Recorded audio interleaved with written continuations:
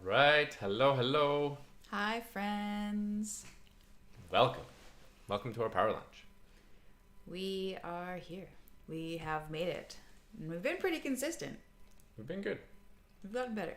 Yeah. We came back from our vacation and we've been consistent since. I think it's been like 2 weeks. Yeah, I know. I'm just saying, ever since we came back from our vacation. I mean, I'm the one that said it first, so that might have been mine. It's fine. We're here. For those of you who are joining us for the first time, welcome. My name is Dakota. And I'm Jeff. Hello. And we are the founders of Opindicon Investments. That is our multifamily acquisition company. We've been investing since 2018? 2018. Years are flying by. And if you are joining us again, welcome back. We do these power lunches every week, Tuesdays. Every Tuesday, 12:30 Eastern. We discuss a topic about real estate, about entrepreneurship, about mindset. Really, we pick something that is going on either in our real estate world or that we've noticed in the real estate world in general, and we talk a little bit about it. Yeah, whatever's relevant. Yeah. We try to stay relevant. We try. We're not, no. That doesn't happen. That's I can't do it. That's not real. We've been over this. But we do try to keep things relevant with what's happening in the world of real estate these days. Bring some value to you. It's a lot of our opinions on what we're seeing and what's worked for us in the past. It's really based on our experience. So take what works for you and leave what doesn't. Yeah, we are live on Facebook and live on YouTube at the same time. Pretty cool. But if you have any comments or questions or whatever, you just want to say hello, please put it into the chat below. And then all of these are uploaded as well to YouTube to watch after the fact as well if you can't tune in while we're live. And that's pretty well it. I was trying to think if we had any exciting updates since personal type updates. We don't really have anything that we have since last week, so we don't have anything to update you on. Things have been pretty status quo. We've just been getting back into the regular rhythm of things. I guess I'm feeling some good momentum. So we've been working on a deal, so that's kind of nice. Getting we kind of took a break. For those of you who've been following us for a while, we took a little bit of a break after the last property we closed because it was a property. it was a process. But it's been nice. Yeah, I mean, we closed on it, but then we had to stabilize it, and then we were stabilizing another deal that we had closed on before that one. So we've been busy, just not with new acquisitions. So now we're back into the acquisition side of things, and it feels good. Yeah, which is actually that could be another topic for the future: the importance of stabilizing your property and not just jumping into a new acquisition. But that's not the topic for today, so we will leave that for later. But that's what we've been doing. But our properties are pretty good now, and we've been working on some new stuff, which is exciting. Just kind of getting back into the saddle of new acquisitions, which is a lot of fun. So killing more deals with underwriting. Killing more deals with underwriting, finding ones that do end up working, and figuring out how to make them work. So that's kind of what we've been doing the last 2 weeks. And other than that, unpacking. But still unpacking. Yeah, we have a new couch being delivered tomorrow. So. Yay! Other than those life updates, what are we talking about today? Stop losing your money. How about that? We're gonna talk about that. We've seen it in the news a lot. I think over the last year, maybe a little bit more than a year. There's some giants are falling, and we're gonna talk a little bit about that. Not so much those who fell, but maybe why some of them have fallen, and how many people have lost their money, and how to avoid that. Yeah, it's mostly talking about what sort of events have occurred in the last little while. And again, this is coming from us, from our opinion, from our our experience, what we're seeing, what we're hearing. So take that for what it is. But there's a lot of scary things happening in the real estate world right now, and I feel like it's kind of compounding every month, every couple of months with some of the news that's coming out. And again, we're not getting into the specifics of that. I don't think that's necessary. That's not the point of this. It's more kind of looking forward on how to prevent that from happening to you as investors, how not to lose your money, how to really think about other people's money as well. Yeah, if you're an active investor, how to not lose other people's money. Yeah. And to me, it's almost like a reset on what real estate is, because I think, again, opinion, but this whole show is our opinion, so take it for what it is. But I think what we saw during COVID was, at the beginning things kind of slumped, but things got really crazy during COVID, and I don't think we need to go into how and why and what, but we all know that things went a little crazy during COVID. Yeah. And I think a lot of people made a lot of money very quickly when things were really exciting during COVID. So it looked like real estate was get rich quick, right? There was a lot of high, shiny returns, a lot of projects you could turn over really quick. I mean, a lot of people were doing flips. Actually, the term wholesale was a popular one, which essentially just meant buy a property, do a quick little paint job on it, and then list it again before the markets even realized that it had been sold and then relisted. And because the market was going up so quickly, people were able to, by the time they closed on it and did the paint, it had already gone up in value passively enough that it makes sense to just throw it back on the market and make a quick dollar on it. And we saw that, we were flipping during these hot times as well, and we did a lot better on some of the properties that we did, not because we were anything special, but because that's what was happening in the market. So a lot of people were making a lot of money during this time, and the returns were high, they were shiny, things were spectacular, people were like, debt was cheap, we were leveraging properties, just to pull that and put it somewhere else, and less money in, and these were very common strategies that we were seeing. And I almost feel like we're still kind of in this mindset of, this is what real estate is, this is what real estate can do. Well, a lot of people got into real estate during those times, so that's all they know of real estate, right? Yeah. Is that it's just an up market, right? Yeah. You can't fail. And we're talking, you can't lose. We're not even just talking investors. We're talking realtors. We're talking mortgage brokers. We're talking insurance brokers. Like, all of these people jumped into the real estate world when things were crazy. Things were going up. It was, it was good times. It was, all I think of is like glittery dresses, shiny. Yeah, like it was just like everyone was having a good time. Yeah. And I still see a lot of people that are trying to recreate these deals that were happening during this crazy time, but it's, things are kind of different now.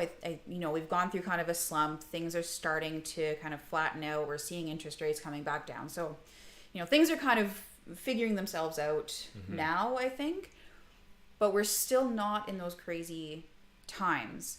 And it's good. It would be good to mention why we're not really in those times. Like, what changed? Why aren't we going through that crazy because things upcycle? Can't go up. Things what goes up must come down for sure. Also, I guess if you want to talk about interest rates, what goes down must come back up, right? So we were looking, like, there was talk about there being negative interest rates, meaning the bank would pay you to buy a house, to take a loan to buy a house. We didn't get there, but it was pretty close. People were borrowing at like 1%. Yeah, it was very cheap. And then interest rates went up, and then they went up, and then they went up again and again, and people started to feel the pain of that. So you have these people that if you're in a variable rate, your interest rate has been climbing. If you're in a fixed rate at 1%, well, your renewal came up or is coming up, and now all of a sudden you're renewing into a mortgage that's 5%, not 1%.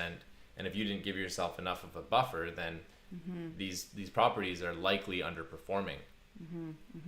And so now we've seen this shift in the market, and a lot of people have gotten themselves into trouble because they went too big too fast with these low interest rates, and now either can't sell a property for what they need to, or they're trying to hold on to it and the interest rate is just too high for them at this point and is slowly eating away at them. And I think that's what's kind of led to a lot of the issues that are coming out right now. Yes. And they're definitely scary. I don't think anybody can deny that. I've talked to a lot of people that are involved in these situations, and it is very scary for them, and obviously you feel for these people. I think, to me, the thing that we need to go back to and really remember about real estate, and this is where I was talking about that reset, that like mindset reset of what real estate truly is, and it's not a get rich quick scheme. Even though there was a lot of people making a lot of money during that period of time, real estate is, it's a way to hedge against inflation. It's a way to build wealth. It's not something that you make hundreds of thousands of dollars in, a year, in 2 years. Does that happen? Yes, it does happen. But is that like the expectation or what real estate is for? I don't think so. To me, real estate is a long-term game. Real estate is a way to build wealth. That's slow the and steady growth, right? Yeah, that's the vehicle. That's the tool. You see the benefit of real estate as the years go on. As you see a little bit of, again, hedging against inflation, you see a little bit of inflation, you see your mortgage pay down, you see some cash flow. It's this nice kind of trickle of money. It's a tangible asset, so it's going to be there in 5 years, 10 years. You can't you can't manipulate it in some way. It's not gonna go away because someone it's not digital. Tweeted something, but I know we don't tweet anymore. I don't know, X, I don't know, what do you call it now? I don't use it. I don't know. X. You X something? I don't know. You can't. I don't know what it's Post? called. I don't know. I don't know what it's called anymore. But the point is that it's not something that's going to be manipulated in that way because someone said something on social media. It's a tangible asset. It's a way to build wealth. It's a way to hedge against inflation. And that, to me, is what real estate is a vehicle for. And I think we've forgotten that because things were so crazy for such a long time and people were making so much money. Yeah. That we need a bit of a reset. And I still talk to investors that are like, I want to get into a deal and I want my money out in a year and a half, and then I want to make these like wild returns on it. And that's where we're seeing people getting into trouble, is these expectations both from the active and the passive side, that people are expecting these wild returns and they're attracted to these like shiny objects, whether the deal actually makes sense or not for those returns. They're attracted to that because they're like, well, if Bobby down the street did that in 2021 of February or if whatever, I did it back in 2021, I can do it again. Yeah, we can repeat it. And I'm still seeing people kind of scared, but then stuck in this mindset of wild expectations and wild returns. Yeah. And it's scary because you're trying to do this, you're trying to protect people and the people that are around you from getting hurt. But I think it's going to take a little bit of a mindset reset to be able to do that. Yeah. I think, just as we titled this, Stop Losing Your Money, how can people, maybe we should talk about how can people stop losing their money? What can people do to avoid kind of getting themselves stuck into that situation where they've invested in something and it didn't quite turn out the way that they had planned? Yeah, I think, we've done some talks on what it is to be an active investor and what it is to be a passive investor, and sort of how to do your due diligence on both sides. So I think, we've done kind of full talks on that. So definitely go back and take a look at those. But I think part of it is going to be that sort of mindset reset on what real estate is and what it can provide. And again, this is not saying that no deal will ever do this right now. I'm not saying no deal will ever be able to, be able to pay you out in a year, 2 years. Right. That's not what we're saying. I think there's just a little bit of caution on, is this actually realistic with this plan? And one of the things that I've heard sometimes is that, I've heard people say, well, the returns are really great. I get my money out really fast. I don't really understand the math that they have, but they know they're good. They're good at what they do. They've had success before, so they must know what they're doing. So I'm gonna trust that. And it's balancing trusting the track record, because I think that's also, it is important to be able to have a track record and to show that you structure deals well, you take care of your deals, you take care of your people. So track record isn't just they've done lots of deals and they appear to be doing well. It's also, have you treated your people well? Have you treated your partners well? So I think it's track record, but then also it's that, you always say trust but verify. Trust but verify, absolutely. So trusting their track record, trusting their success, but also, do you understand the deal? Do you understand the math? Do you understand the returns? Do you know where those returns are coming from? Is it coming from cash flow? Is it coming totally from passive appreciation? And if it's passive appreciation, is it realistic? Right? Are they predicting higher than average returns on just kind of the economy and the market going up? Or where is that coming from, right? Is it strictly an after repair value that they're determining? Where did that after repair value come from? Is that a realistic number? Was it given by an appraiser, or was it just kind of made up in their mind? Is there numbers to back it up, right? Yeah. So where are these numbers actually coming from? Where are the returns coming from? If you don't understand it, ask a lot of questions. Ask a lot of questions to make sure that you do understand it. Yeah. Your partners should be able to explain things in a way that allow you to understand what's going on. If your partner can't explain why something is going to happen, or why it's going to happen the way it's going to happen, they probably don't know well enough themselves. We always say, like, when you really, really know something, when you're able to teach it, right? And that might mean breaking something that's very complex down to something, a preschooler would understand. So there's a whole subreddit on Reddit about that, right? Explain it like I'm 5. Yeah. So you have these people going in and asking a question about a complex topic and getting an explanation by somebody that really truly understands what it is and can explain it to a 5-year-old. Yeah. Right. Yeah. So ask the questions, really understand. And when they give you the plan, think about, like, really logically think about, does that plan make sense? We live in Ontario. Ontario is, it's tough on landlords in Ontario. And I see a lot of people that look at these properties and they're like, well, we'll turn over 7 of these 10 units that are under rented, and we'll do that in a year, and then we'll do the refinance and everything will be peachy, and that's where we're going to get our lift from.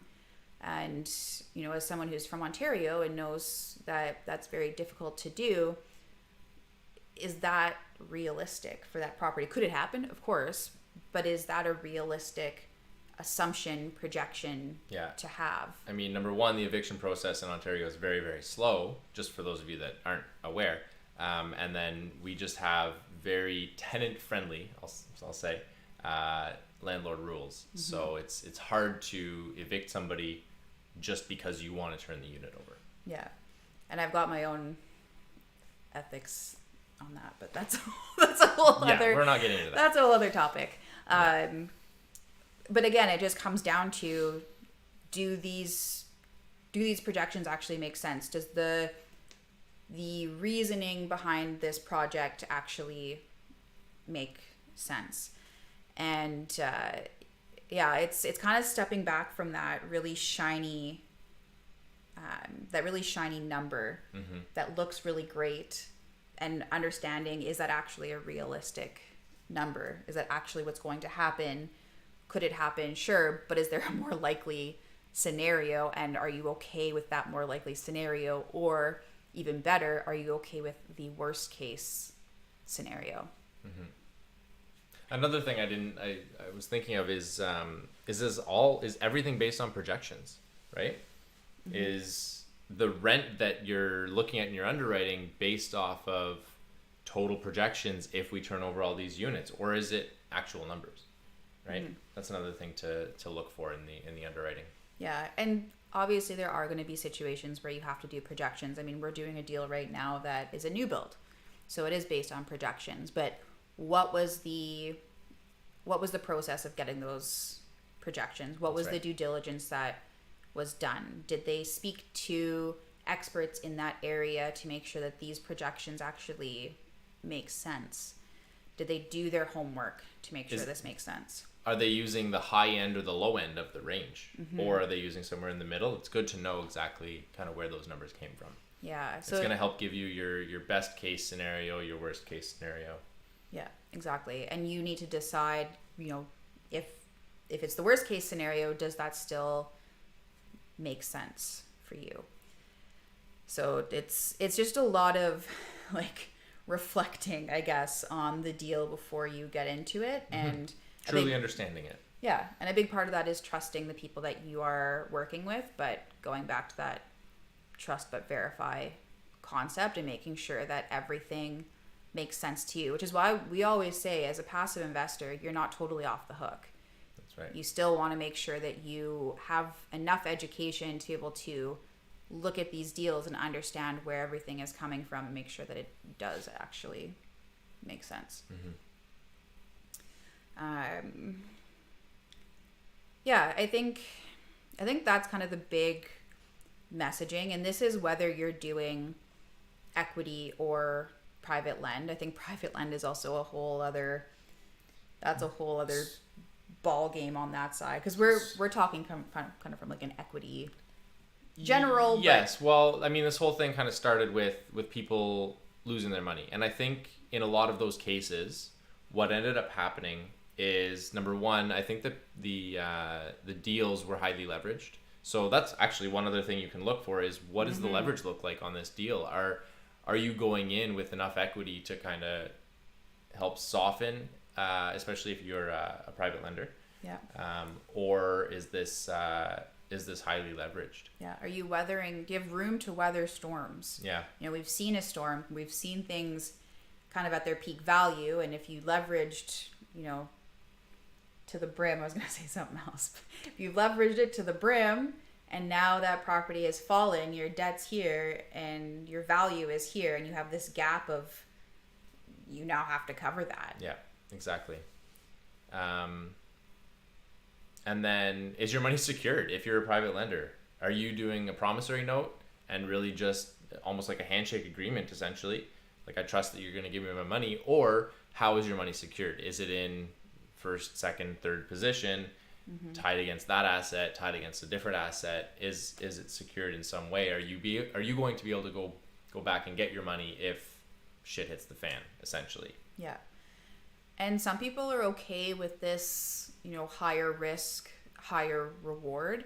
I think you just have to really understand that it is a higher risk situation. The further you get up into loan to value. You know, you get past that 70%, you get past that 80%, you get past that 90% loan to value. The risk is there that if the property doesn't perform or things change and that property value comes down, how are you getting that money back? Yeah. Or if it's a promissory note and it's not secured at all, that's kind of beyond what that property can handle. So are you okay with taking that risk, understanding that there is a chance that if things don't pan out, there's not enough value to cover your investment? Yeah. Even if the returns are 18, 20%. Well, and I think that's what a lot of people ended up getting attracted to, is those high interest, low security type loans, right? And so people end up losing their money that way because they're highly leveraged. If there's no room for your money in an equity position, is there another asset it can be tied against, or why is the leverage so high in this case, right? So these are the questions that you want to ask yourself, and I think a lot of it comes down to what is your risk tolerance? Are you willing to take that risk and go just for the shiny object and or the shiny return and potentially lose that money? Or do you want some security with it and have kind of if you have a lower appetite for risk, then you want to be a little safer in what your investment is. You can't really have your cake and eat it too. It's hard to find, and I would say probably a big red flag if there's a high return that somebody is saying is low risk, right? I would really dive in to understand why that's the case. Yeah. It's again, it comes down to just being very I guess like you said, understanding your risk tolerance, and then being really diligent on the deal and understanding if it actually fits your profile. And a good partner will have that conversation with you. We'll talk to you about what are your goals, what are you looking for, what is your risk tolerance, what is your risk profile, and have that understanding of what you're looking for before you get into it. And I have found that it's been a little bit conflicting, some of the conversations I've had, where people still want those high returns, but they have a low risk profile and they're looking for wealth generation, but they're also it's kind of been it's been all over the place for some of the conversations that I've had. But I think that might come back to that reset of what the foundation of real estate really is. That's is right. That I think low and slow, go with the flow, make sure the property can weather some storms, and don't be too highly leveraged. Yeah. Wow. That's probably one of our best discussions that we've had in a long time. That was good. I like that. Yeah. That was hopefully that was useful. Again, I've said this many times, but this is what we've seen. These are the conversations that we've had. This is how we kind of view the world of real estate, how it is right now, and kind of our opinions on what's happening. What do you guys think? What have you seen out there? What do you think is happening? Yeah. Do you have any insights as to kind of what we've talked about today? Yeah. Thoughts? Put it in the comments below. Send us a message. If you want to come on and talk about this or another topic on our show, reach out to us and we'll have you on. Yeah. Otherwise, I think that's it for today. Like Jeff said, we'd love to hear if you have any thoughts, opinions, experiences that you would like to share.